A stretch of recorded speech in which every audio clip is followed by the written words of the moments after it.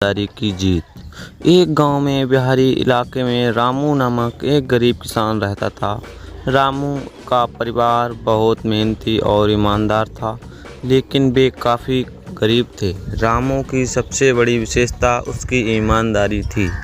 एक दिन रामू खेत में काम कर रहा था, तभी उसे खेत की मिट्टी में एक चमकती हुई वस्तु दिखाई दी। उसने पास जाकर देखा तो वह एक पुराना सोने का सिक्का था। रामू बहुत खुश हुआ, लेकिन वह जानता था कि यह सिक्का उसका नहीं है। उसने तुरंत सोचा कि यह सिक्का किसी एक का हो सकता है और उसे वापस करना चाहिए। रामू उस सिक्के को लेकर गांव के सरपंच के पास गया और सारी बात बताई। सरपंच ने गांव के सभी लोगों को बुलाकर पूछा कि क्या किसी का कोई सोने का सिक्का खो गया है।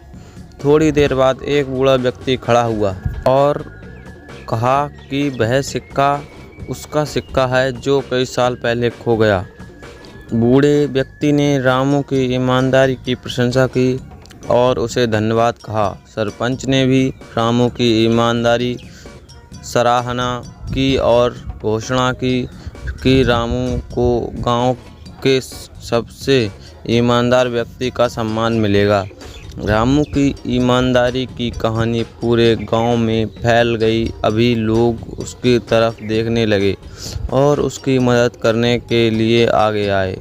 कुछ समय बाद गांव के लोगों ने रामू के लिए एक नया घर बनवाया और उसकी खेती के लिए नए उपकरण दिए। रामू की ईमानदारी और सच्चाई ने उसे न केवल सम्मान दिलाया, बल्कि उसकी ज़िंदगी भी बदल दी। उसने साबित कर दिया कि सच्चाई और ईमानदारी हमेशा जीतती है, चाहे परिस्थिति कैसी भी हो।